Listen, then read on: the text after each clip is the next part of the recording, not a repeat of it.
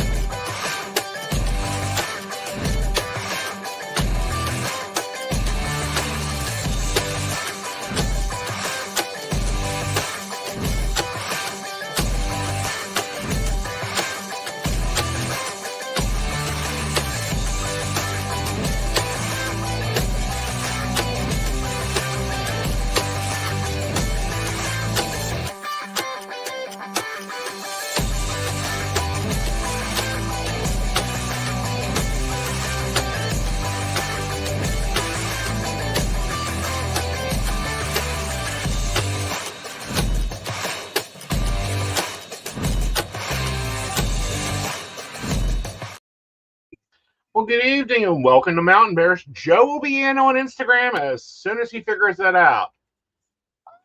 Sorry. Yeah, There we we've decided to start streaming the co-hosted shows we have together.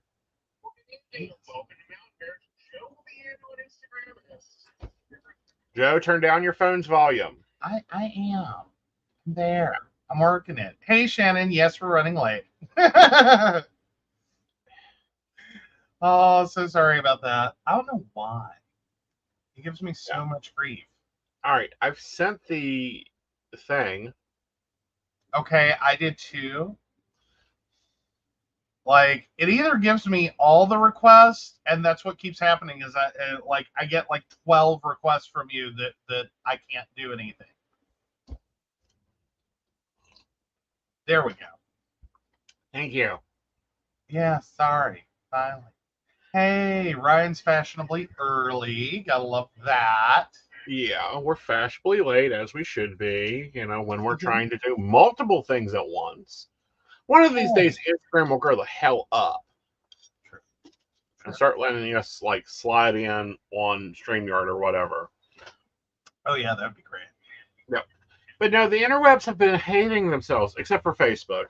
Like, guys, I'm not pre-scheduling Facebook anymore. You guys will just have to follow the YouTube to find it, because I'm tired of the aggravation. Yeah, it fights us in every direction. Yes. So, it's been an interesting week. Let's just put it that way. There's been some things. There's been some things. I don't know. I lost my top with the network. I didn't quit. I lost my top. Yeah. It's never good when a network doesn't tell their advisors what they're getting ready to do, and you have to learn about what they did, past tense, from a client. Mm-hmm. And not just a happy client, a pissed off client. Yeah, not a happy client at all. Yeah, and then you see the whole fucking spider web of everything, and it's like, hold up. You done what? You're doing what? You wanted us to do what? Oh, now we see why you wanted us to do what. Fuck off. Back to business. And I don't know if I said hey to Brenda, and it's bugging me, so I just said hey to Brenda. And now hi, Brenda. Hi, Ryan. Hi, Shannon. So there's that. Let's see. Of course, my new network is loving me, and I'm loving them.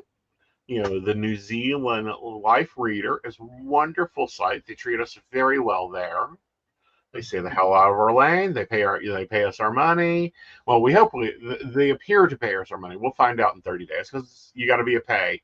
You got to get so much before you get paid. Standard shit.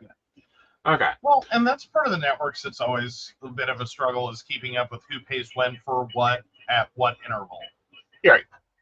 Like that, and that's literally the multitudes of it. Mm-hmm. It's like, is there a minimum amount that they pay out at? All right, if there's a minimum amount they pay out at, when do they pay out? Right. And yeah. Is it net 30, net 90, net 60, net 2, net 5, net 4 days? When are you paying the old bitch? Oh yeah, and then what interval are we measuring? Is it Yeah. like the 5th to the 5th, the 16th to the 16th? Like what we doing? Yeah, what we doing? Like, if it can be a payroll, believe me, I deal with it and have an idea when it's going to hit. But anyhow, so there was that, and so once I found out this news, what was really interesting, it was my escape day, and normally I would have said no, we need to stay here and handle this. Nope, I sent the email and walked away. You did. I was like, that is some gangster move. Because literally on the day that we were supposed to go have an afternoon Mm-hmm. and take that Right. and go out, and it's going to be awesome, and we have planned and look forward to, and literally hour, Yeah. an hour before we're supposed to go do this, in comes his message from a client, very innocuous enough. Um, what's this fee about? Like, seems so simple. They're not happy as they ask that, but like, it seems like a simple enough question. Mm-hmm. And you're like, oh, well, I mean, traditionally, Mm-hmm. that's like the fee we charge for, an appointment of a duration. Mm-hmm. Um, you know, but we don't charge that here, which should have been your first clue. Oh, this is going to be a bouncy, bouncy ride. Yeah. And it's like, oh, but you do. Uh-huh. Oh, but you do. So Yeah. yeah, they released a fee. They thunked it at clients. Like, I don't think they even warned the clients before they got thunked with it. Nope. It was just like, surprise. Right. So then they had to scramble and put up an article to be like, we just want to be transparent. And it's like, yeah, I'm sure you do. I'm sure your friend's been Oh ringing them no, off that the was hook 2 days already. later that Oh appeared. well, yeah. And Yeah, it wasn't even posted. It was just added to the help section. mm-hmm. Yeah, they didn't draw any attention to it. Yeah. Yeah. So, okay. So I wrote my clients and says, I don't know what this fee is. Apparently it is for everything. I'm lowering my fucking rate by $1 on all my listings. And I'm going to put one listing on the bare minimum I can charge on that site. Have fun with it, guys. Yeah, really. But no, and it's one of those things. It's like, and we've talked about it here, and on Coffee and Tea, I think, and a few other places. Is like, it's not like this is just a whole new idea. Like, y'all been working over there for free. Mm-hmm. They've just had this whole network and paid for all this advertising, and now they're just trying to make some money off of their investment, because all y'all just do is just work and take. Mm-hmm. No. There's already like the platform fee. There's you have to bid for Commission. listings. Then you have to turn around and pay them a percentage. Right. Like, I mean, it's already fee heavy on the back end. Like, you see that $4.99, $6.99, $10.99 a minute, you think, damn, advisors make some good ass money. And it's like, No. no. No. No. If they No. wanted transparency, they would post my listing for what I make per minute. And I have to look now because I used to know it off the top of my head, but now I don't because, of course, they increased our fees the month before. Oh, yeah, they're paying $5.99 R and $2.57 per minute before they take out my $5.99 bid if you're a new customer. Yeah. Yeah. So let's take, like a short call, Mm-hmm. 5 minutes. Mm-hmm. All right. Now we're gonna ignore the fact you can do that 10 for $1.99 special thing, and they have another discount program, I think, and a loyalty program. We're gonna ignore all that for a minute. Just straight cash money. Straight, like, you come in, you have never talked to him before, you don't want the offer, screw the offers. Here's my credit card. We're gonna talk to Aeson. So yeah. So you find him in the list. He immediately gets smacked for probably about $5, right off the top. All right. So then he gets hit for 40 cents for Now, the platform. I can tell you the whole breakdown. Okay. I thought it was All 40 right. So the customer pays $2.99 plus $29.95 for this 5-minute call. Okay. Okay. I immediately get smacked with a platform fee of $2. Oh, yeah. $2 platform fee. Sorry, I thought it was still 40 cents. Damn. 40 cents per minute. Oh, right. 40 cents per minute. So that's $2. Yeah. And then they get a commission of $15.09. Mm-hmm. I supposedly earn $12.86. Now give me a All minute. right. Let me go and check this customer in another screen because that's the whole thing is let's just keep the screen separate. So yeah, your $32 and change 5-minute call Mm-hmm. customer gets billed. Works out to like $12. Right. Like they're getting some money. That's Oh yes. more than 50%. All right. So we were at $12.85, everyone. Take away $5.99.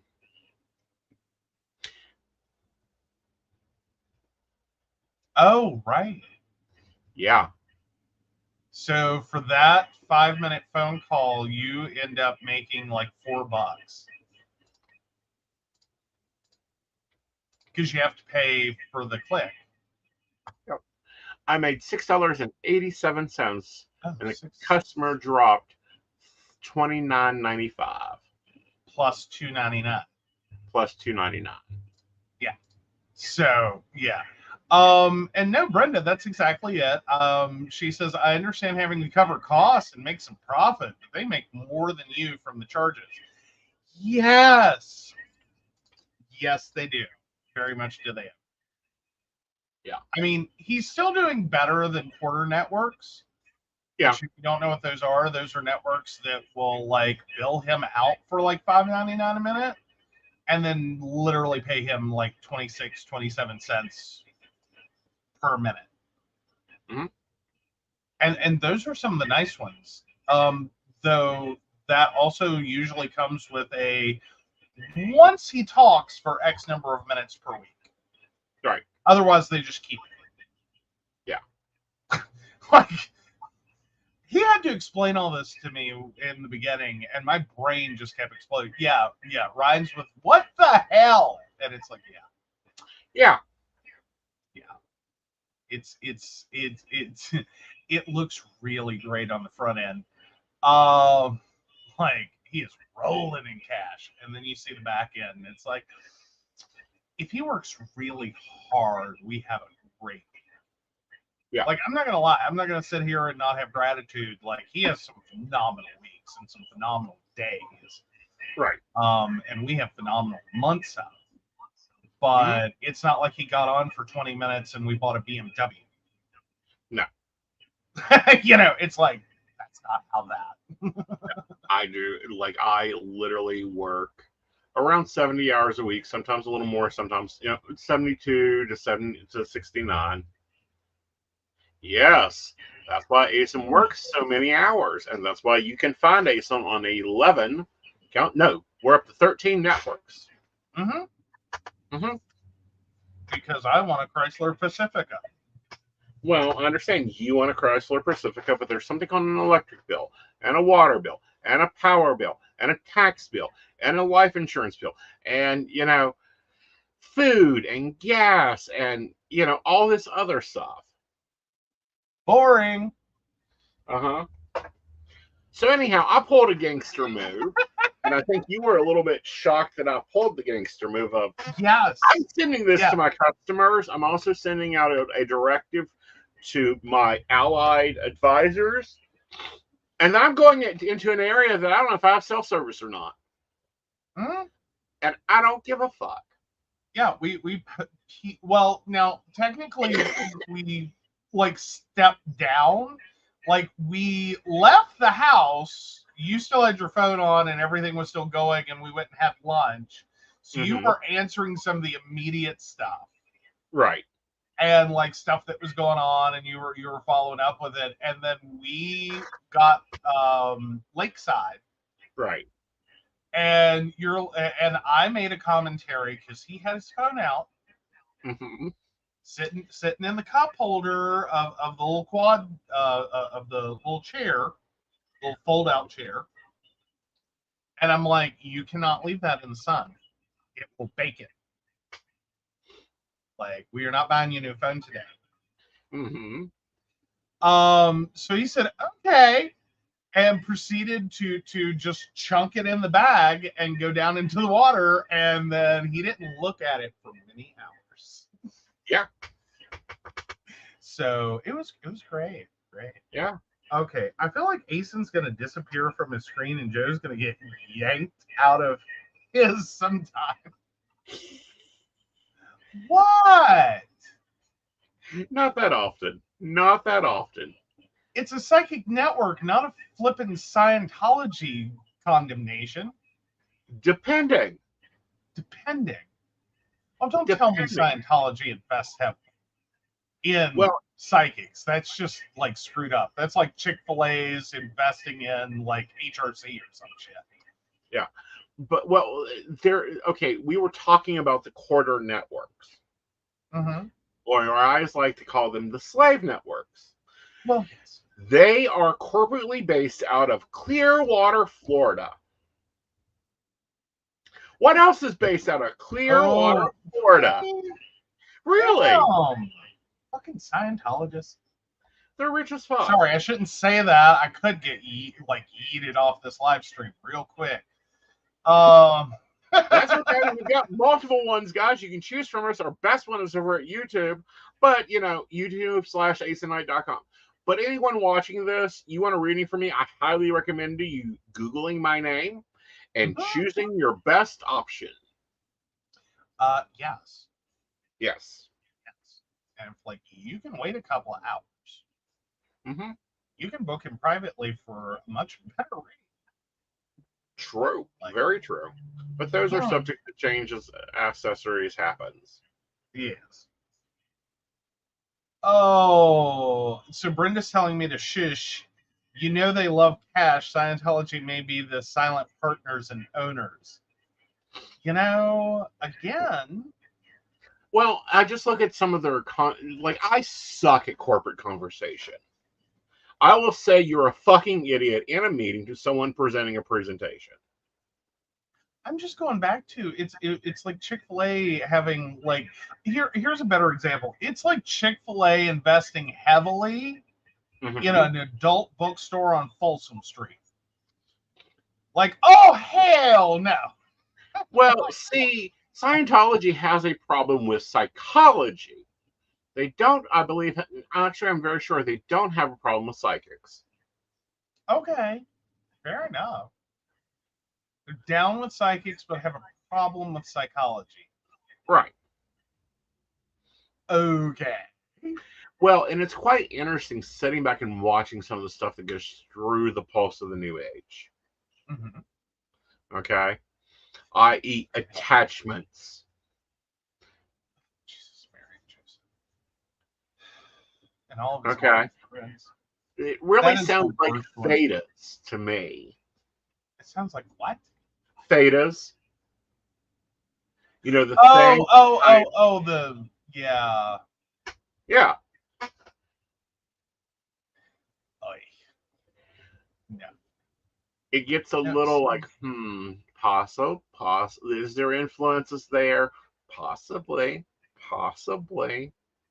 I'll sit back and look and see, where this is at and just how this is, and then you have to, and that's why I New Agey, but I don't buy into a lot of the New Age us.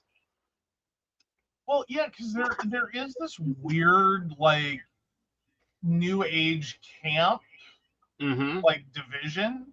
Mm-hmm. It's this wild tug of war. That's hippies on one side, retired hippies who have now turned conservative hardcore on the other. It's like on one side, it's like I just love my crystals and I love everyone and I think everyone should have equal rights and live in harmony and want a fluffy bunny reading. And then, no, I'm kidding. Y'all aren't that bad. But then there's this other camp that's like, I really love my crystals, and I think the government is run by reptilians, and Trump 2024. Well, And it's then like, holy Jesus, that's like polar opposites right there. Right, and then you've got like the other two camps, because there's two other camps. There's another camp that says, I am human, I am living a spiritual experience, I'll do what the fuck I want, fuck the government. And anything that wants to control me can take it line and leap. I was gifted free will, and I'm fulfilling my soul's contract, and I'm going to sit down and look at the astrology rhythms of everything and compare the astrological charts and their numerology before I vote for anyone. And I'm also going to make sure that I work off my karmic debt this life so I don't have to take a camping trip again. And then you have this other side, and this other side is all about, well, they've found a new crystal called angelite, and angelite is supposed, I'm going to send it to the White House because angelite is supposed to raise the vibration. And, it's this dichotomy of mixed up bullshit tied in with cuckoo constructionism. We take a dose of Scientology, pour in a dose of, guilty deconstructionism, and then we add in another dose of, well, let's just do the same thing but call it something else. Stir it up, and boom, here you go. Like, so right, yeah, there's like four camps within the New Age. Yeah. Well, and moving into that, I do believe. Yes. Like, great segue.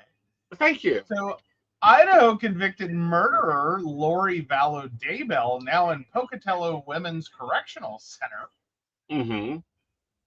So Lori Vallow Daybell spent her first night in a cell at the Pocatello Women's Correctional Center on Tuesday, but she could be moved to another part of the prison in coming weeks. The facility sits on top of a hill overlooking Pocatello and holds around 355 women who are referred to as residents rather than inmates. It's the largest women's prison in the state, with the population consisting of everyone from low-risk offenders to Robin Rowe, the one woman on Idaho death row. The Idaho Department of Corrections policy prohibits employees from discussing specific residents. But PWCC Warden Janelle Clement spoke with EastIdahoNews.com Wednesday about the intake process for those sentenced to prison. So they come on a bus from a county jail and go through our receiving area. In intake, they are given clothing items, and they'll be met by a case manager and have a nursing assessment, Clement says. From there, they will be moved down to a housing unit. Over the next 14 days to 4 weeks, they'll be given different assessments through dental, medical, mental health, and case management needs to assess what they may need during their stay. Residents can attend high school and college courses while incarcerated. Employment opportunities are available, including cleaning the building, sewing clothes, working in the kitchen, and doing other jobs. Although Daybell is now the most well-known resident at PWCC, Clement says she's just like everyone else. Yes. Yeah. Everyone's treated fair. Now, if you guys watched her sentencing hearing, oh my God. I have some problems. Okay. All right. First of all, there are a number of things. First of all, let's see. I really do not agree with the judge removing the death penalty on this case. Okay. Second of all, her statement should have been struck from the record because it sounded like a victim impact statement for the victims, not a plea for, everything else. And then her speech about her children visiting her as adult spirits. I do agree with that. That's a theory out of Nova Spiritus that once you cross over, you go back to being 30. I don't think they're at the point yet of forgiving her and going, we understand it was all part of the contract. Come on. Like, Yeah, yeah, no, that's a big ask. That's a big ask. that's a big ask. I think the judge was fair with what he limited this case to. Mm-hmm. And we're not done with her. She gets shipped off to Arizona. She's got 5 charges there. Oh, goody. She has 3 lifetime sentences now, Mm-hmm. and I think 20 years. Just for fun. Just for fuck's sakes. She definitely needs some psychological help and some mental awareness brought to her. She showed no grief. She showed nothing but like, oh, I'm doing God's will, and I'm just looking at the live stream going, where is the rope? Well, but here's the thing, though: is there a reality that she is so far down a rabbit hole that she just still doesn't get it? There is a reality so far down that rabbit hole that Alice ate 2 biscuits, got small, and kept going smaller to get through the damn hole. Well, fair enough, but I mean, though, is there a legitimate possibility she has gone completely off the reservation Good possibility. and just doesn't get it? Like, she doesn't know she did anything wrong. Well, and Like, that's I'm not saying there's some mental health conditions that go with that, and maybe like she needs some meds. But I'm, and I don't want to say I'm nervous. Let's go with nervous. Nervous is a good word. right. I'm nervous she is going to get assessed and medicated and counseled, Uh-huh. and then in prison, Uh-huh. suddenly it all becomes a reality. Like it hits her like a ton of bricks. Right. And now she actually has to live with it. Like, to some degree, for someone who's so far down a weird culty religious thing and commits horrible crimes that they don't seem to have any comprehension of, I'm almost happier thinking maybe they just never get to. Right. Like, I don't think that makes them a better person or a worse person or whatever. It's just I think no one who is so screwed in the head Mm-hmm. for whatever reason Right. need to have that come to reality moment. Like, just Right. you go on. Right. Because Yeah. like, that really changes the dynamic when you have someone who is so screwed up that they have no remorse for their crime, they have no recognition of their crime, they're not seeing what they did as criminal, to then slam into the wall of like being at themselves, having full recognition of what they did, Mm-hmm. and what value is remorse in that? Right. Like, because effectively now you're this competent, decent human being Mm-hmm. trapped in the Right. mistakes of whatever the hell was going on. Right. And it just, the more I delve into this, the more I hear, and everyone will know what I'm talking about. We see it in gay culture. We see it in New Age culture, that weird cultiness that starts forming. Yeah, there's a few. Yeah, I teach a lesson where I talk about spiritual soup. And you know how you can start out with a very simple, delicious chicken noodle soup, and then you add a few ingredients to it, and it makes it garbage. Yeah. It's like, these things are a religion. This is a cult. Well, it's more like chicken this is noodle soup. occult. Mm-hmm. Occult. This is a space cult. Like, Right. there's a fine line. Right. And see what has occurred here, and I see it happening a lot in reconstructed Christianism to begin with. But what went on here was you have a fundamental Mormonist belief. So you have chicken noodle soup because they don't eat caffeine. It's noodles, chicken, carrots, peas. Right. And someone introduced into it cold tomato, puree, and then sugar, and then rice, and still call it chicken noodle soup? Yeah, not really. No. Like, I mean, if that's what you want to call it, you have fun Right. with that, but it's really not the same thing. Right. Like, it's a totally new dish. Find a new name, because now you're just confusing me. Well, not only that, but it doesn't taste that good. I promise you. Borscht and chicken noodle soup together, not a good combination. Oof. Oof. That's rough. Yeah. Basically. So we might have to refile some taxes, darling. Oh, yeah. Yeah. So yeah, same-sex couples could receive tax relief under proposal. Legally married same-sex couples who were not able to file federal, well, see, we're not married. Well, again, keep reading. All right, so legally married same-sex couples who were not able to file federal taxes jointly until 2013 would be able to file revised returns back to the date of their marriage under legislation backed by U.S. Senator Kristen Gillibrand. Nationally, the refunds would total an estimated $55 million if given final approval. New York State legalized marriage for gay couples in 2011, and the U.S. Supreme Court ruled in favor of legalized same-sex marriages in 2015.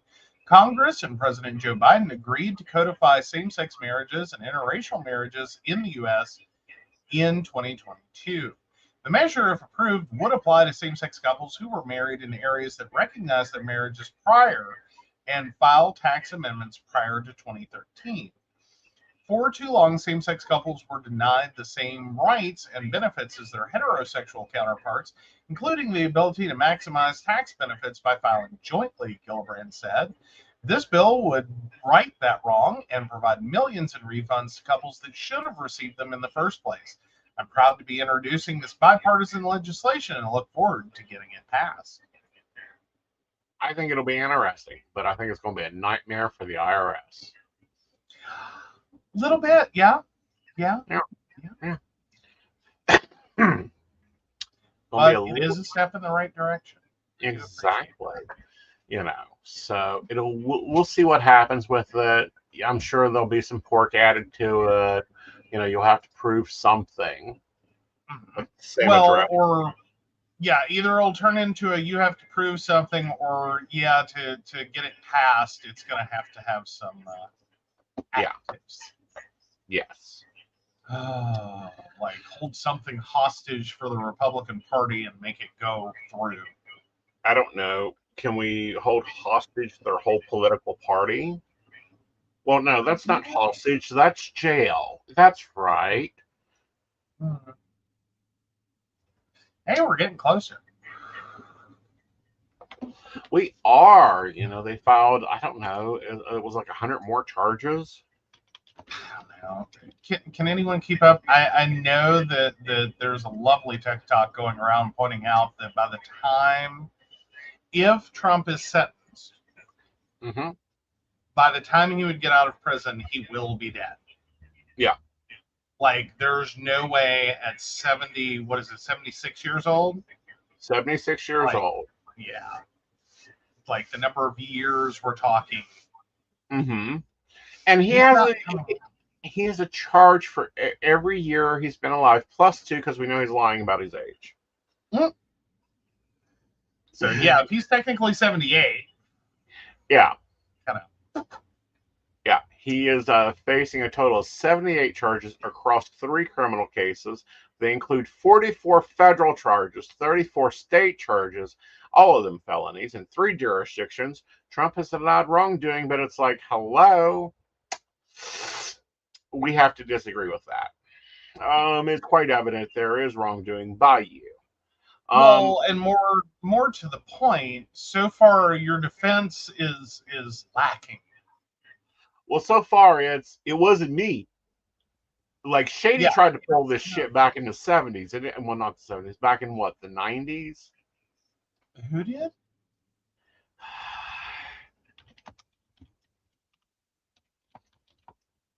I'm trying to remember. Oh, the I did not have sexual relations with that woman, Bill Clinton? Oh, it was released in 2000. It Wasn't Me by Shaggy. Oh, okay. Wasn't me. Got it now. Sorry. Yeah. Got it. Yeah. Well, at least in the song, Shaggy admits it. I know. Now, there's some movies we might have to go see. Ooh. So, yeah, 3 powerful films about gay marriage to celebrate 10 years of the Same Sex Marriage Act. It's now 10 years since the UK passed the Same Sex Marriage Act, which made same sex marriage legal in England and Wales. Since then, there's been an increase in LGBT plus characters on screen, especially in television. But in film, this representation often follows a particular kind of narrative. A person struggles with their sexuality, feels the need to hide it, and the film explores the often painful act of coming out. Frequently, these films are more concerned with showing us the homophobia characters face than the realities of queer relationships. See, or rather don't see, 2015's truly terrible Jenny's Wedding, for example. Alternatively, the idea of committed queer domesticity is played for laughs. As a researcher who focuses on identities, particularly queer and marginalized ones, in film and television, I've been watching film catching up with reality with interest.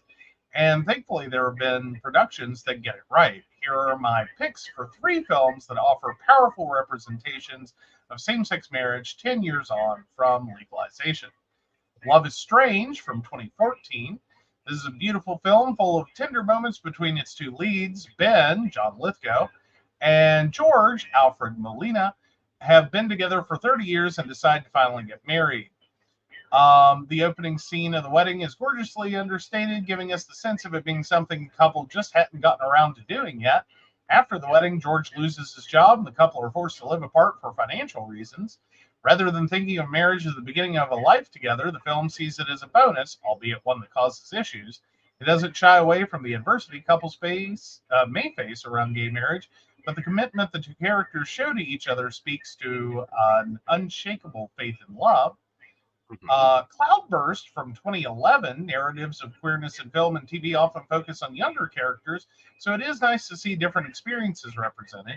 In Cloudburst, Stella, Olympia Dukakis, and Dottie, Brenda Fricker, are a lesbian couple living together in Maine. Dottie's granddaughter, who believes the 2 are just friends, wants to move her into a nursing home as her health declines. What follows is a Thelma and Louise style trip that sees Stella take Dottie to Canada so they can be married. As with Love is Strange, the small moments of tenderness and cloudbursts give us the sense of years the 2 have spent together. They are comedic moments, at times potentially undermining the poignancy of the film, but the relationship between the 2 is very much front and center. Again, marriage is depicted as a bonus, not the hallmark of a committed relationship. Dottie had thought marriage was a crock of shite because she couldn't have it, but finds herself wanting it now that it's possible. Cloudburst may divide people with its ending, which I will not spoil, but the mission for marriage in the film is a joy to behold. The Kids Are All Right from 2010. This film is a bit different in that it tackles both same-sex marriage and bisexuality, which isn't often given explicit representation in queer film. It can also be seen as groundbreaking in that it is one of the first big-budget films to feature a married gay couple. Nick, Annette Bening, and Julianne Moore, are a married couple with 2 children. When their youngest, Laser, Josh Hutcherson, wants to find his biological father, Mark Ruffalo, things begin to get complicated. What is good about this film is that it doesn't position queer romance as either utopian or something that results in tragedy. It's just complicated. Talking about the pressures on queer people in the modern era, Heather Love, a researcher in queer theory, argues in the era of gay normalization, gays and lesbians not only have to be like everybody else, get married, raise kids, mow the grass, etc., they have to look and feel good doing it. The Kids Are All Right pushes back against this pressure. So, alrighty, so there's 3 films for you. All right, but what's your thoughts on this? Because I noticed a few things. Okay, well, let's hear what you're thinking first. Well, first of all, these are all older couples in general.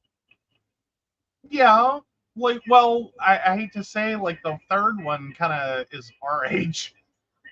Well, I get that, but it's not. Well, hey!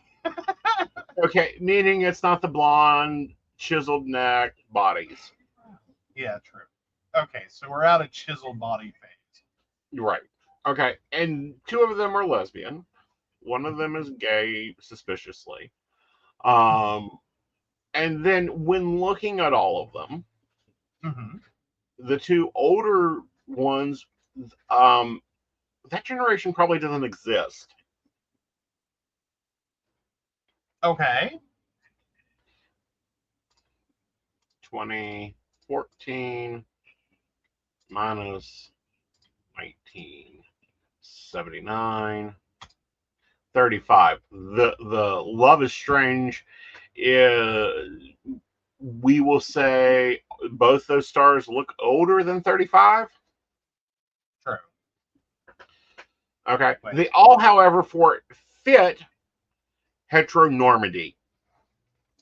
Well, yeah, but still, these are three films that don't necessarily go with the general theme Mm-hmm. of like coming out. Right. You know what I mean? Like, it's not like the linear, like coming out, hidden secrets, blah blah blah, yada yada yada. Oh God, it's another crappy gay film. Right. I mean, which is kind of a major alternative. Because that's sort of the Brokeback Mountain film genre. Right.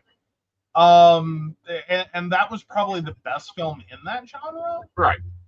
Like, I mean, we could debate that for hours, but like, short version is that really is one of the better films, if Right. not the best in that genre. For actually like setting it up in a way that it almost makes sense. Right. Because a lot of films struggle to do that in a way that the characters can really play it, Right.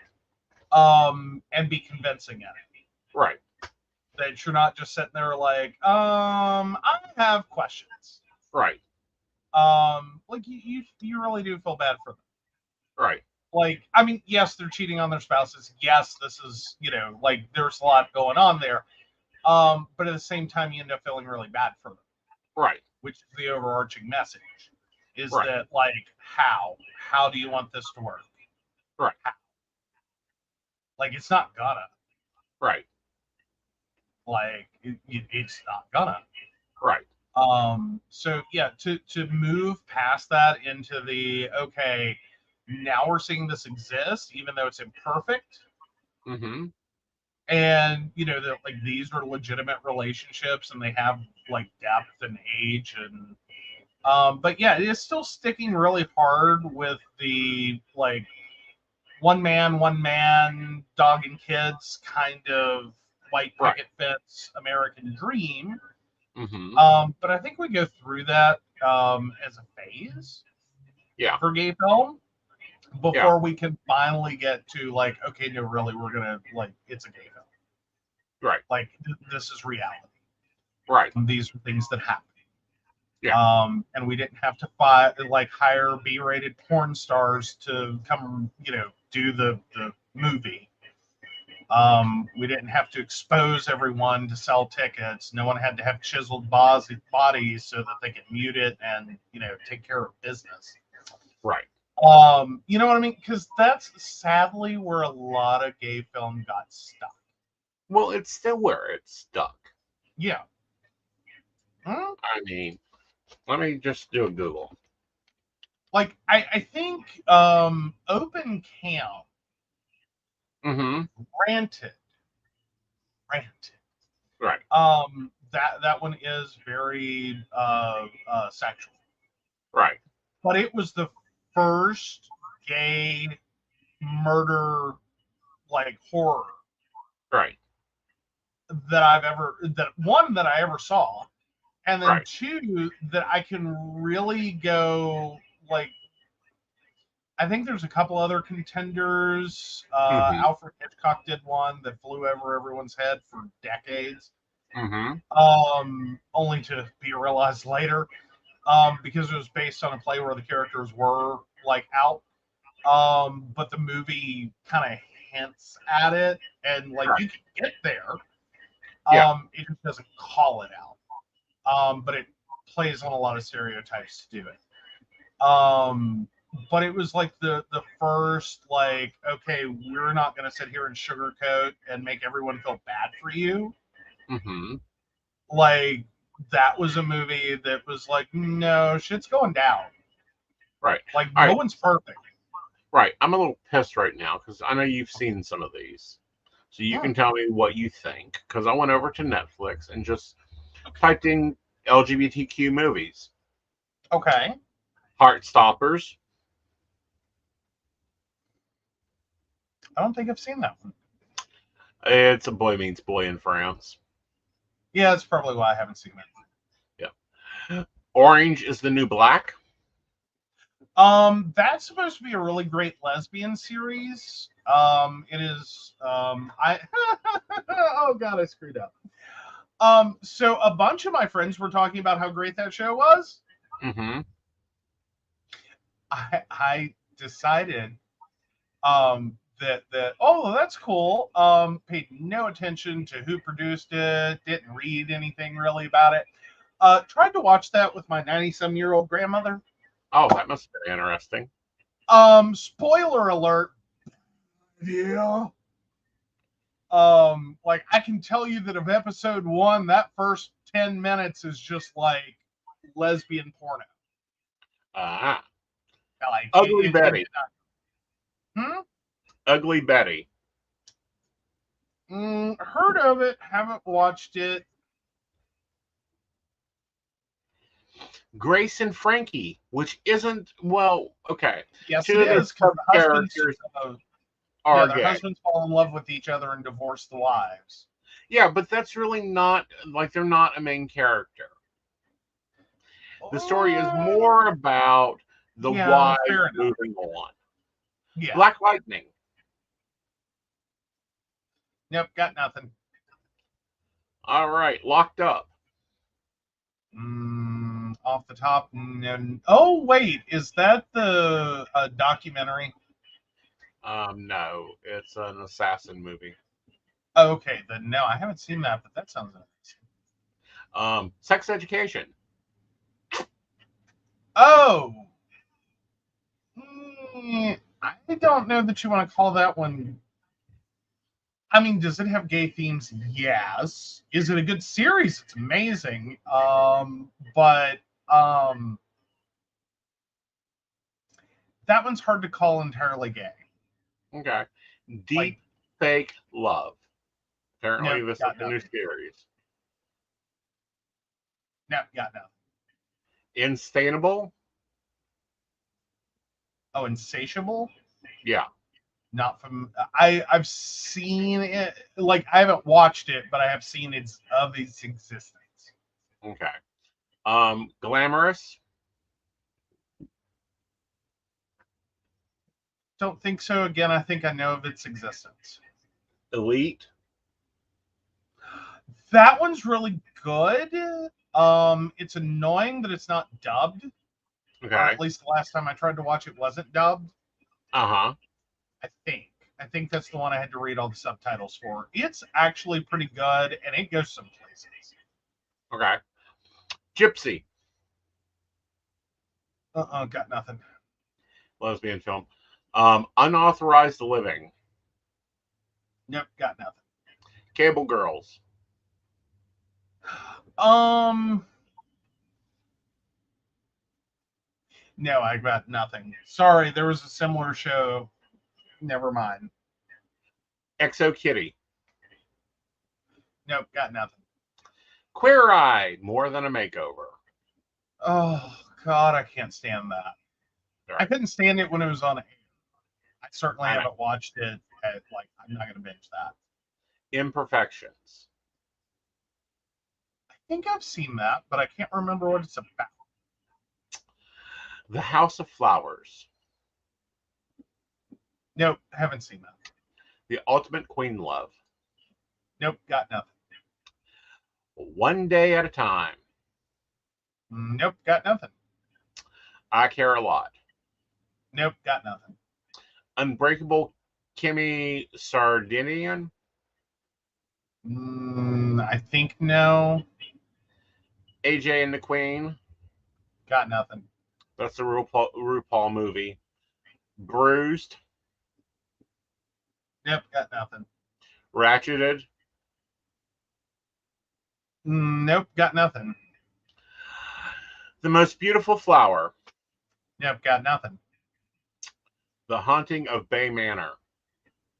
Oh, no, but I think I'd be interested. Me too. I think that's the continuation of Haunting on Hill House. Okay. Bonding. Pardon? Bonding. No, got nothing. Pretty Smart. Got nothing. Okay. What/if? I think I started to watch that. Uh-huh. And I'm trying to remember it. Smiley. No, got nothing. Looking Like, at the I rest know of I'm bad. Like, I'm looking not at- supporting okay. gay cinema, but it's because I can't take it. It hurts me. Yes. Feel Good. Coming of age lesbian movie. Census Yeah. 8. Hollywood. Oh, Sense 8? Uh-huh. Yes. Like, that's not entirely queer, but it has enough queer in it that, like, worth it. Okay. Hollywood. Possibly. What's that Um, can I get a synopsis? I cannot. I'm not. Oh. In part of World War II's Hollywood, an emptying group of aspiring actors and filmmakers will do almost anything to make their showbiz dreams come true. Yes. So that's a horror. Like, it's a. Oh, that is very much old school stereotyping. Okay. But it does do well. Okay. Like, I've watched it. It's worth watching. Not with children. Well, I have the opinion that no, children should go watch cartoons, Looney Tunes. That's where they belong at. Teenage Bounty Hunters. Nope, got nothing. First Kill. Nope, got nothing. Okay, did y'all see a theme in all of this? That I have a bad habit of rejecting queer cinema based on the fact that it's queer cinema. No, that wasn't. Like, I don't even look anymore. I just don't even look. Well, I look because I like certain movies. However, yeah, if you notice, most of the ones that were there were one of three categories: tragedy, comedy, all homonormative. Yeah, heteronormative. Yeah. Yeah. There has not been really anything breaking in gay cinema since Queer as Folk, in my opinion. Pretty much. Like, I'm so tired of boy meets boy, boy falls in love with boy, boy comes out to family, boy has a suicide attempt, boy, and boy 2 saves boy 1, and they go off and divorce their families. Mm-hmm. Pretty much. Like, or some variation of that. Yes. Like, that's pretty much gay cinema. Yes. It's that's like most gay cinema. Drives me crazy. Yeah, it's like, this is not my life. This is not representative of my life. This is not normally representative of people I know. Mm-hmm. Like, I think Sorted Lives covered it better. No, the L Word covered it best. And no, see, I couldn't get into that one. Oh, that was easy to get into. You just needed a little wine. Oh, well, great. All right. But, it's kind of like they're listening. And granted, I love Gracie and Frankie. But the story is not about the men. It is about what they do after they get divorced. Yeah, which is fun and funny. And the fact that, Lily Tomlin is a lesbian is kind of interesting.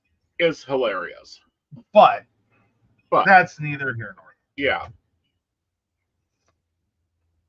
Oh, so Shannon points out Blow Dry was one of those movies. Mom and dad were divorced. Mom ran off with his former hair model, and family drama and not a picturesque idea.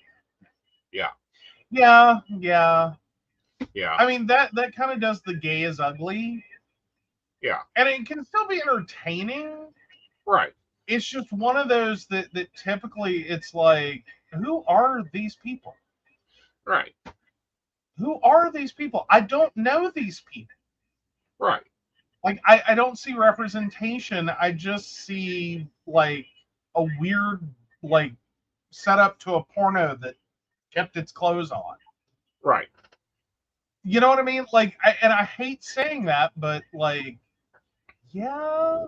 Mm-hmm. I mean, there was Tu Wong Fu. That was a good movie. Priscilla, Queen of the Desert, really good movie. Better than Chocolate. Love that I movie. do have to say, for being primarily a lesbian film with some trans topics. Like, I don't know how to best say that. I think that works. Yeah. Yeah, it's a really good movie. It's a really good but movie. Yeah. It's basically the same thing. Yeah. But it's bad. Queer as Folk came out when I was in my 20s. I'm not talking about the remake. The remake is shit. Talking about Queer as Folk, the original British Queer as Folk. Oh. Now we may have a new one to add We to the do. list that you haven't seen. And I will say that one, like, it's borderline, but it's better than most. Okay. God, what is that movie? Or what is that TV show? It was British, and then they converted it for US and reshot it. Queer as Folk.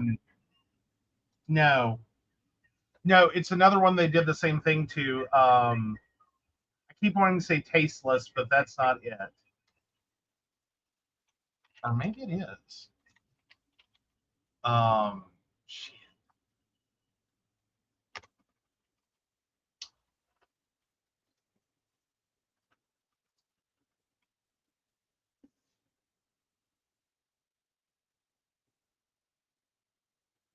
Shameless. Thank you, Shannon.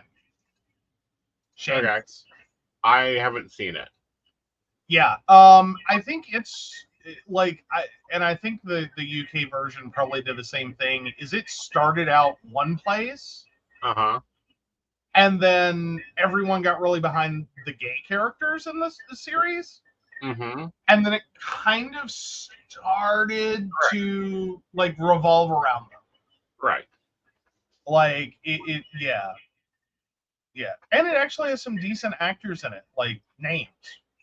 Cool. At least the US version has William H. Macy. Yeah. Well, the British version has some decent characters in it. Now I've heard British Queer as Folk was better than ours. I'm with Brenda there. I've heard that. I haven't seen it. Yes, it was. I watched both. So I have not watched the new one. Oh, one that you've seen more of. What are your thoughts on True Blood? I like the US version of True Blood better than the British version. Not what I meant. I meant, do you count that one? Yes. Okay. Sorry, I'd sleep with Eric in a heartbeat. Oh, and if you just came in, he's talking about True Blood, not our massage therapist. Yes. All right. So moving along, let's figure out if you're an asshole this week. Most of that cast would. Damn. Fair enough. All right, guys. So if you want to vote on if Joe's the asshole this week, you have to go over to Aeson Knight's YouTube page to vote in the poll there. But, and that's because I haven't figured out how to do the Instagram poll. I promise you I will learn how to do that on Instagram, but it is over on Aeson Knight YouTube. So the poll is up. Plead your case. Am I the asshole for calling my coworker a creep after he asked about my husband's genitals and our sex life? My 37 female husband, 37 male, Vincent, is paraplegic and has been since he was in a car crash when we were 14. If it's at all relevant, we've been best friends since we were 9. He, of course, uses a wheelchair and by now is pretty used to either awkward looks or usually innocent questions about what happened, if he can feel anything, etc. This morning, early afternoon, my work had a little party thing for us all to celebrate because it's the anniversary of the veterinary hospital I work at. It was a barbecue picnic thing at a local park for everyone who works there and their families. I've worked there about 10 years and know everyone there quite well, as does Vincent. So we were pretty happy to have a nice lunch. Miles, late 20s male, is the new receptionist at the clinic. He's been here since February, or maybe March, not long anyway, while the other 9 people who work there have been here at least 2 years or so each. Miles generally seems like a nice guy, but he can be pretty nosy at times. In general, that doesn't really bother me. Everyone has their quirks. Today was the first time Vincent and Miles met. Miles had a lot of nosy questions for Vincent. Example, what happened? Can you really not feel anything below your waist? Was it hard finding an apartment around here? Is there an abrupt line where you can feel everything and then nothing? Or is there part of your body where you can kind of feel something, but not completely, like when your foot is asleep, and so on? It was a bit weird for Vincent, as it usually is, but he's pretty good natured about answering questions like that, even when the person asking has a lot of them. Now, multiple times during the conversation, myself, Vincent, and some of my coworkers tried to change the topic. Miles would usually play along for a bit, but would have another question whenever there was a lull in conversation. At one point, Miles asked Vincent, so how does that work in the bedroom? Can you get, you know? Now, obviously, it's weird and uncomfortable to have a person you don't know well ask about your sex life, but Vincent is also incredibly sensitive about it and his feelings about himself because of the way our sex life is as a result of his paraplegia is something he has long had struggles with. For the record, I absolutely love our sex life, but still, he feels bad about himself. I immediately said, Miles, do you have to be such a creep? Miles then got upset and told me that I was being an ass for leaping to that when Vincent and I left pretty shortly after. Vincent, for the record, was very thankful for what I said, and one of her coworkers texted me to say that he understood where I was coming from, but thought I was probably being too mean too fast. Am I the asshole? Nope. I gotta go with not the asshole. Not the asshole. Not the Like, here's the thing. And I think this one fits really well here because, like, it is 2023. We have the internet. There are YouTube videos. There are people who I will guarantee you are paraplegic that talk about their sex lives and what different levels of problems mean towards the bedroom and how you make that work. Right. I'll guarantee that. But we go through the same thing in the rainbow community. Yeah. In which we get asked very pointed questions about sex life, roles, positions, who's the woman, and things like that. Do you need a special bed? Oh, God, that was the worst one ever. And in case you now have that going through your head, my response then is the same as it is now. Anything you can do, I can do better. So there you go. Right. But yeah, no, the questions get rude, inappropriate, highly inappropriate. And there's always this split between the people who get it, the people who get it but still think you are being harsh, like I owe you like encyclopedic knowledge because hi, open encyclopedia, go on the web. You can figure many things out, like watch a porno. Right. Keep your clothes on, watch porno. You can find out some things. Right. Google some words. Without having to actually put someone on the spot Right. to find out from them in a situation where it's totally inappropriate for you to Right. ask that. I get curiosity, but there's limits. Right. There's limits. Like, I'm the asshole who asked someone who didn't have an arm below the elbow, and actually it was on their right side, how they drove a stick shift car. Right. I got a very cool educational drive out of it. Right. Like, but mentally I couldn't follow that. So I understand having curiosity about things that you're not supposed to ask questions or that's inappropriate. Right. And a lot of that has to do with how you ask, but there's still a lot. Like, at no point was I going to ask about how do you use a urinal? Like, no. I knew better than that one. Right. Like, there was a whole list of things I could have asked in that moment. Right. No, I just got stuck on how do you drive a stick, because I don't understand how you manage this. Right. Like, if it had been a partial left arm, I could have understood, but partial right arm, I'm sitting here trying to, like, do you reach across and hold the steering wheel? Like, what? I couldn't get the mechanics to work. Right. So, yeah. And it was someone we had known for a while, so it wasn't like it was totally like, I just met you. You're now representative of all people with a difference of ability. Please impart how you do this. Right. It wasn't that. It was someone we'd known for a little while, and I just couldn't get the mechanics to work in my head. Right. Yeah, because this was someone who did not wear a prosthesis. Yeah. So I had so many questions. Just trying to work the logistics, and the logistics are great, and it's actually kind of cool. Right. But anyhow, so no, I don't think you're the asshole at all for calling someone who is asking about your sex life a creep. Exactly. Because I encourage his enthusiasm for, wanting to know. Right. I encourage that in terms of Google as a thing. Right. So there you go. Right. That's right. Yeah. Oh, so Brenda says, my humor is highly inappropriate, but in speaking with people, especially ones you aren't friends with, personal details of their life isn't a conversational topic. Right. Yeah. Yeah. Yeah.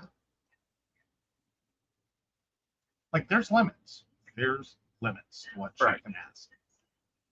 Like, go be creepy online. But yeah, alrighty. All right. So the poll is up on Aeson Night over at YouTube. Go ahead and vote over there. And moving on to Poly Advice. Let's rock this. Oh, yeah. Oh, let me read Shannon's real quick. I told my kid only people who have any business asking about that is their doctor or their current partner, so the two of you can make informed decisions and get tested. Anyone else, they can bitch stare them all they want. Tell that lady to say, I'm there. You call anyone a creep you need to. Yep. All right, so cheating in a poly triad. I moved out of state to be with partner and met up. My partner currently states that he has business meetings or has to work late. He is behaving like a cheating monogamous partner. He has been hiding that he is dating other people. He has been taking women to fine dining restaurants, will tell me and Meta he works late, and I've been stuck watching his kids. He has also not made the time to take me and Meta out on a date because he is too tired or had to work late. He states that he is working, but when I look in his pockets, he has condoms and receipts for restaurants, dinner for two, and or for the botanical gardens. I've also found jewelry hidden in his car, hotel stay info, and his browsing history shows that he's been on escort websites. There are also ATM receipts for $500 cash at a time littered around our house. He has not been interested in having sex with myself or my Meta, his wife. He has asked me to help out with his kids while he's away for business meetings. I thought polyamory was about honest communication. I feel so stupid to have moved here. I feel crazy, and I'm not sure if this is normal in poly. I have asked my partner directly if he is seeing other people or if he is having sex with other people, and he always tells me no. Jesus, the red flags. Oh, okay. Like, First of all, woo. one, there is a cheater kink. Okay, we'll set that aside. He should have clarified that in negotiation, but a cheater kink. Fine, be a cheater. Yeah, well, but see, yeah, I would think if that's what you're like into, you might have brought that up at some point. Right. Unless you're just a narcissistic bastard who enjoys hurting other people for your own personal entertainment and sexual gratification. Right. Which is a little different. Right.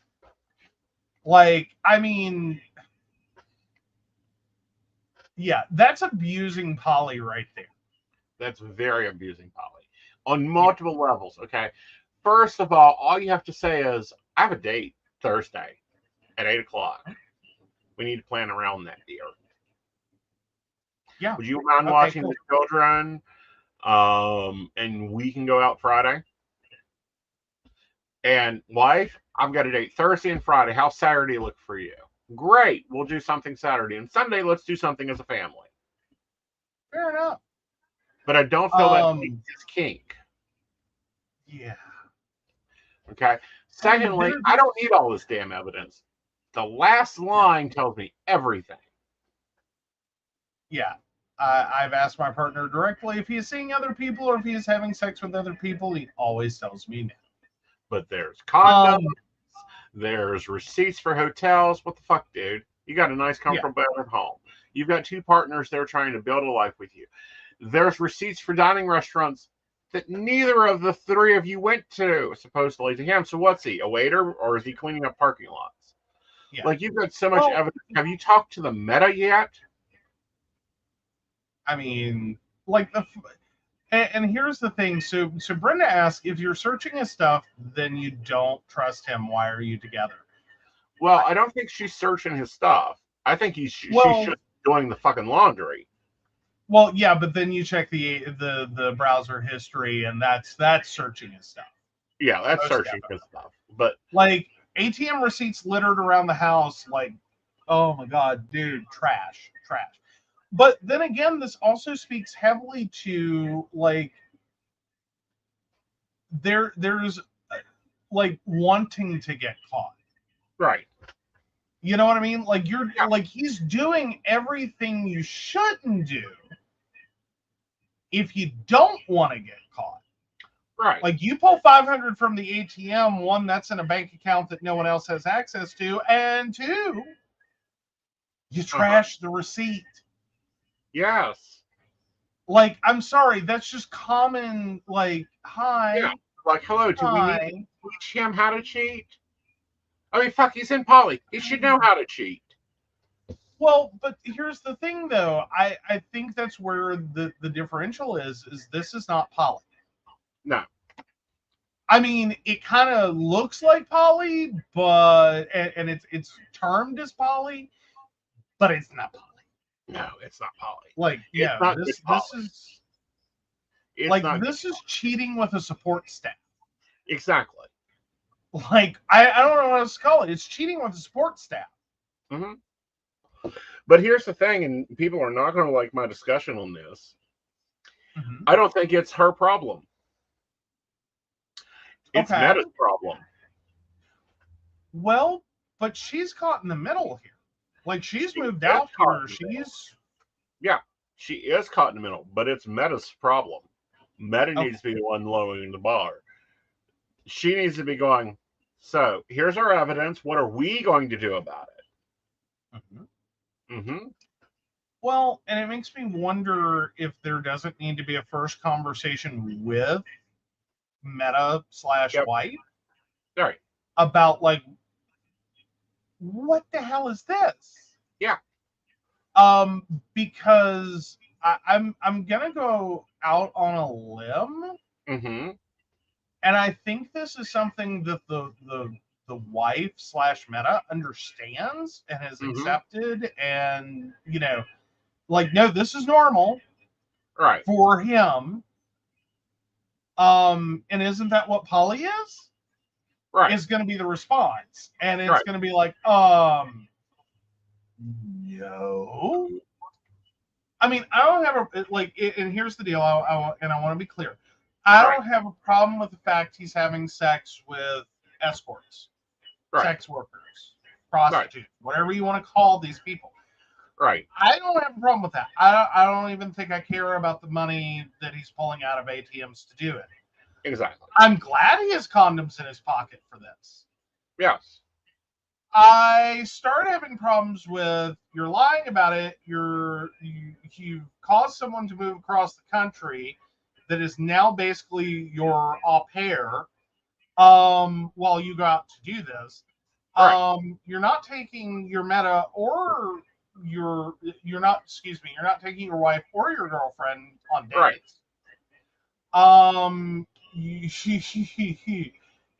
You seem to be really fixated on yourself and getting Mm-hmm. what you want, and Mm-hmm. not how this benefits them. Well, Because and right now this doesn't benefit them. right, and see, here's my other question. Okay, Mhm. is because this is how the shit goes down in this house. Oh, excuse me. Okay, I'll tell you how shit goes down in this house, especially if because since it sounds like he's the hinge. Mhm. Joe gets an issue. I don't care what the issue is. Let's say it's a common issue in my house, my work schedule. Mhm. He doesn't come bitch at me. He first bitches at Michael, who then gets bitchy. Then they too both come bitch at me. Yes. And then Like, what the fuck is cooperate with this? each other. And it's not that, now pause. I don't bitch exactly at Uh-huh. the invisible assistant.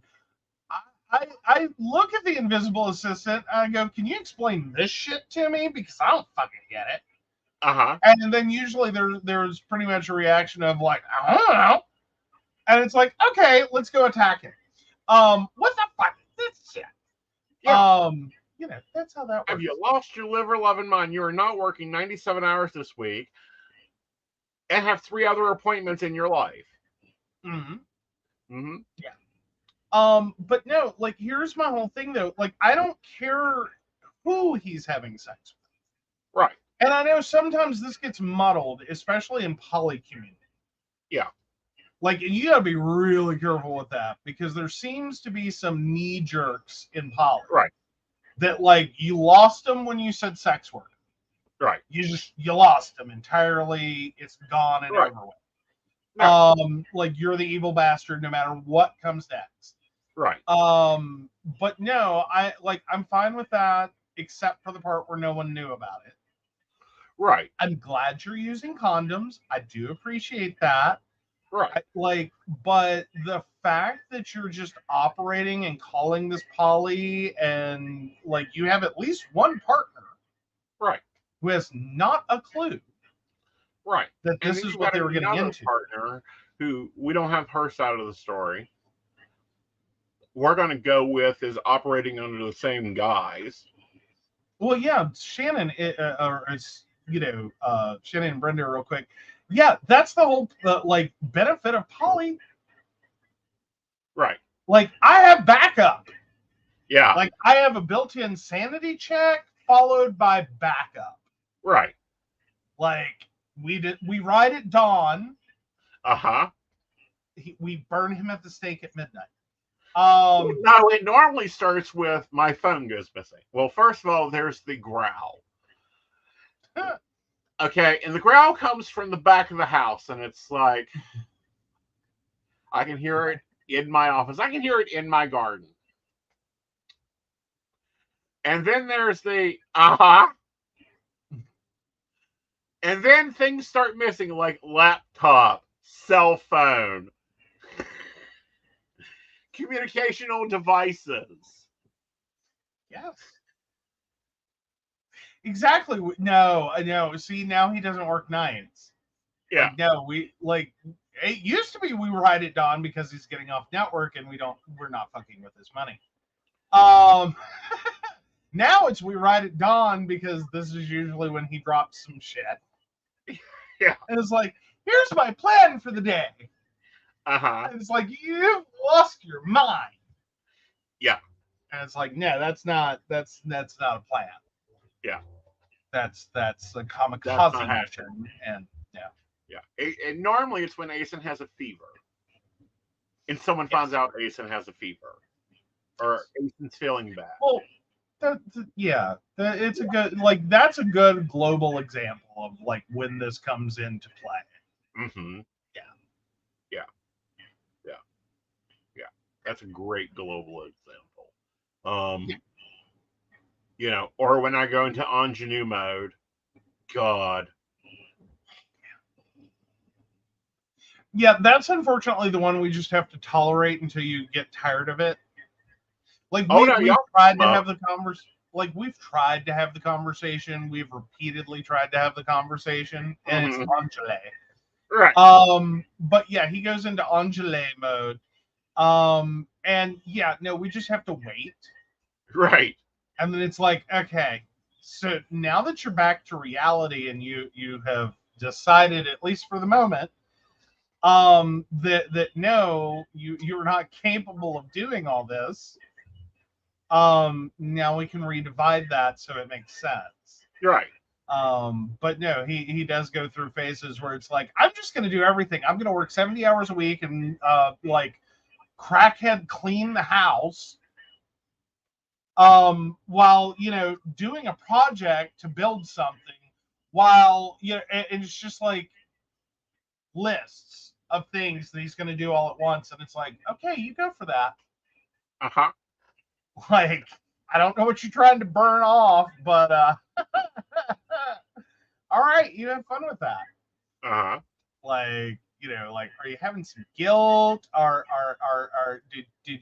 Did you absorb some bad karma? Like, what are you doing? But all right, you just go. Yeah, Melissa, it's manic mode. It really is. It's like, and it usually starts on a Monday. Yeah. It does. Shit hits the fan on Mondays and Wednesdays. I'm convinced of this. When the moon is in charge of the day, or Woden is in charge of the day, we're fucked. And there comes a point in time when I'm working through processes and ideas that I can't even form sentences. It's like, get out. Well, and then there's full moons. Yeah. Like, you tend to hit this, like, right before a full moon where you're just like, I'm going to do it all. And it's like, all right. You enjoy that. Mm-hmm. Like, we've quit arguing. We've quit trying. We just wait for the inevitable, like it's like a wave. It comes in, and then it goes out. And it's like, okay, we're good. Yeah.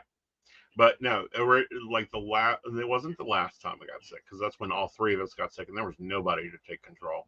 Yeah, no one did shit. Yeah. Before that one, the last time I had gotten sick, my laptop came up missing. Melissa, we'll get to that comment in a minute. Yes. Like, my laptop I will suddenly disappeared. My cell phone was no longer by my bedside. Couldn't find a deck of tarot cards. I have 20 of them. Not a deck available. And we deployed Meta 3. Yeah. Yeah. We deployed Meta 3 on you. Meta 4 lectured you from distance. Yes. Yeah. Yeah. Like, no. That's where that went. Yeah.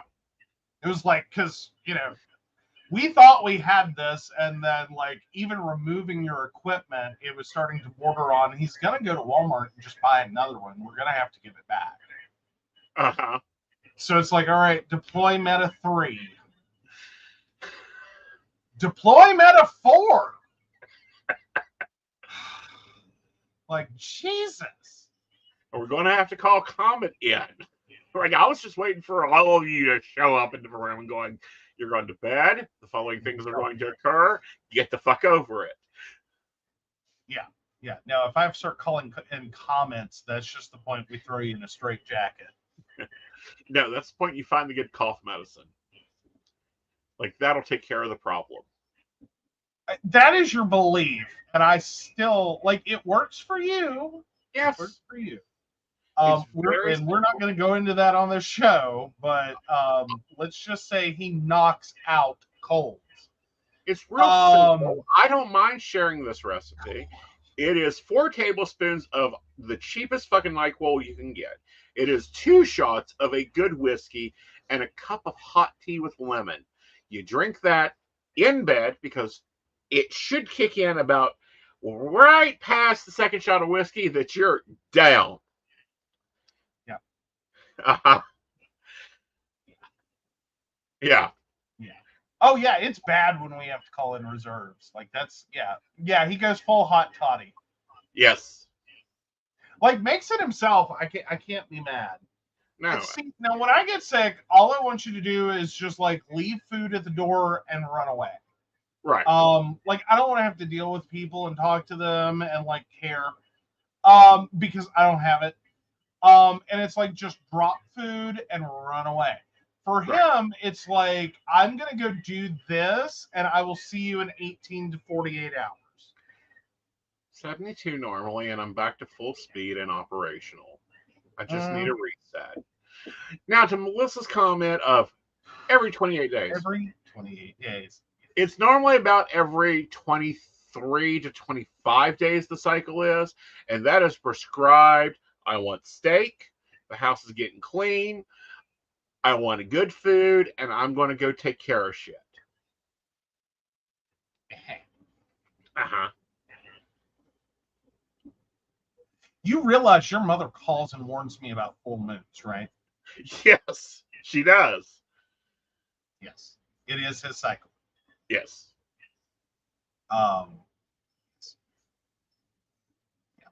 Yeah. And yeah, and I am moody as hell then. Mm-hmm. This and arguments over toilet seats, things as a gay man I never thought I would have to contend with. I thought that was just like, woo, I'm out of that. Toilet seats, product, excessive amounts of product, like everywhere. Like there's 32 bottles of shampoo in the shower. I don't know what does what. Again, never thought I'd have to deal with. I thought, nope, we're good. No. Yeah. Oh, Shannon says, I had fun sending full moon hangover memes this month. Very cool. Very cool. Yes. But, all right, let's see what the poll is doing.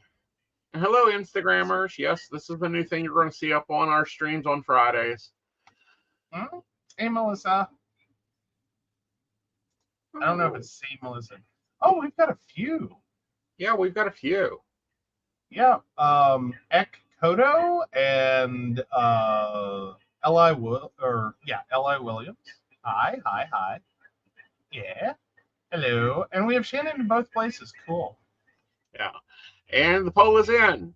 You're not the asshole for refusing to discuss your sex life with your coworker. Yes, I said memes, right. Leave it alone. Memes, fine. Memes. Yeah. But yes, so I'm not the asshole. Yay. Yeah, we're going to work on that echo sound. We've got to figure out how to get that out of there. We will be doing that. I think we may have to turn on noise reduction on your side. Okay. But we're still experimenting. We hope you guys have enjoyed the show. On all the platforms that we've figured out so far. There's a few others I want to experiment with. Now, let me just remind you that I also have a TikTok and could use some followers over there. If you want to see funny stuff, I don't do a lot of psychic stuff. I do some, but not a lot over there. go over and follow me on TikTok. And when we get to 1,000, we'll go live there too, because we have the ability. We have multiple devices. We could do this. You sure did. Yep. So with that, however, we do want to take a moment to thank our Patreons. Take it away, Vanna. All right. So, of course, we want to thank Beverly Walker, Mika G, Kathy, Mary Winfield, Brenda, Shannon C, Shannon D, Lady Gwendolyn, Charles Shaw, Tracy Van, Caitlin Bell, and Devin. If you'd like to learn more about us, the show, or how you too can become a Patreon sponsor and receive all the wonderful benefits our baristas receive, please visit us at pcspnetwork.com. And collect baristas. And with that, you get a lot of discounts, content you don't get anywhere else, behind the scenes, what Psyche Life is really like. Oh my God, the Facebook group alone. Yeah, and you guys get to interact with each other in one hemisphere. So with that, guys, we will see you later. We'll be back on Sunday with Psychic That Plans. That will be exclusively on YouTube and Facebook. There's no way I can stream it with any use to Instagram, guys. It just doesn't work that way. But if you're interested in how I make everything work in the universe and make me the son of my universe, be sure to check out Psychic That Plans. With that, y'all, good night. Good night.